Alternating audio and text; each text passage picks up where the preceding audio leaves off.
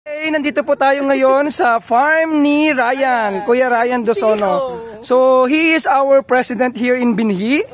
So, we would have to get him in the interview. Kuya Ryan, so ano itong mga halaman na ito na yung dala dito? Ano to, Kuya Ryan? Yung grafted na langka, yung sweetest langka in the world.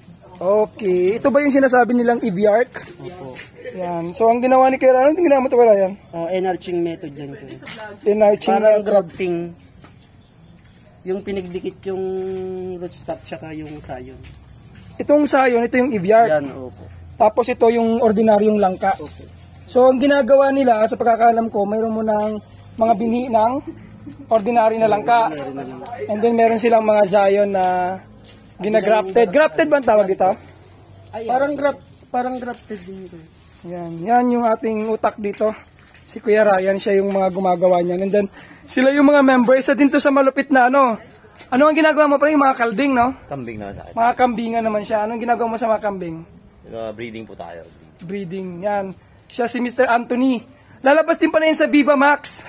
Dala-dala niya yung kanyang mga kambing. I-present mo naman, sir, yung magiging role mo doon sa Viva Max.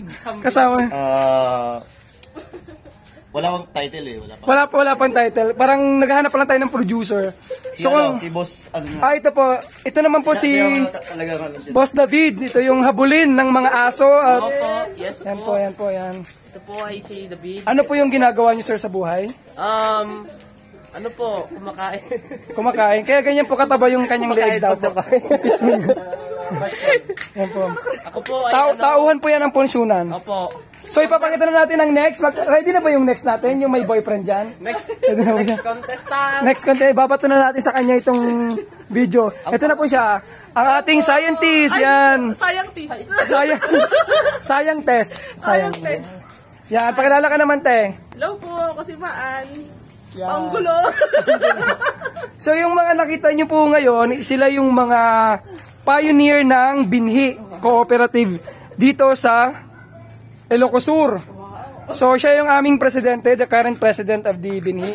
I am the member and we are all the members. Board member ba tawag?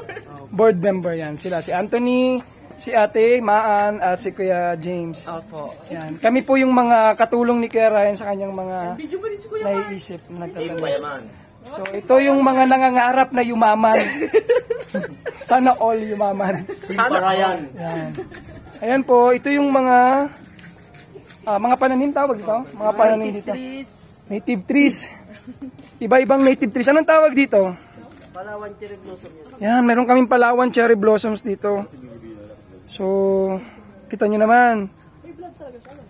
Ayan. Meron. Nagpa-vlog tayo. Nasa 3 minutes na, oh. First vlog. Ito yung first vlog natin dito sa Binhi. Di ba?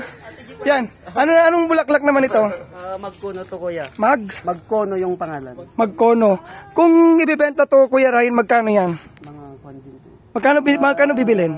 250 siguro. 250. Ang Magkono. kwan kasi nito, kuya, yung ironwood to. Yung pinakamatibay na kwan. Native trees sa... Lumalaki din siya. Tree siya. Yan. Okay. Furniture. Marami pong mga halaman dito na native trees kasi ang porte nitong Binhi. So pinopromote ng organization na to na magkaroon na ibalik natin yung mga native trees dito sa Pilipinas, tama? Tama. Okay. So yan po, yan lang ang ilan sa mga halaman na naitanim na ng Binhi. And working pa, no, sa lahat, meron pa sa isang area. Punta tayo din sa isang area. Okay. Vlogger, Matt! Okay, sana tayo, ano to? Ay, direct! Mas maganda ngayon yung vlog na raw eh, yung magulo lang, magulo.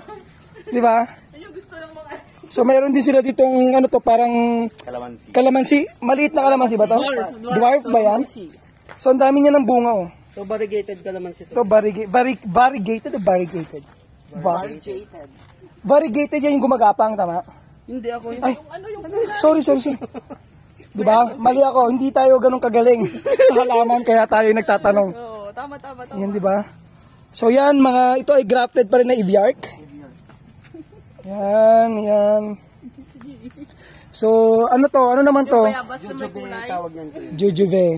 Parang apple. Ayun kuya Yung isa nga pala sa advisor, consultant at financer ng binhi ay wala dito. Siya ay nasa abroad. Siya nga pala ang may-ari ng malaking lupaing ito ng farm na ito. So makikilala siya soon sa next vlog natin. So sa ngayon, nandito muna yung mga stakeholders nitong binhi.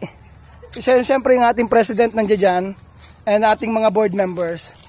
So, yan lang muna ngayong araw na ito and sandali, pakita ko sa inyo yung mga papaya. Dwarf papaya to, no? Papaya in a pot. So, konting trivia, itong pot na to, pot ba ang tawag dyan? Galing pa yan ng ibang bansa. So, maraming biniling ganyan yung binhi para if in case magtatanim, pwedeng mailipat-lipat yung mga halaman. Hindi lang nasa isang area. Kahit malaki. Okay. So yan muna for today. And we'll see you in the next vlog. Thank you!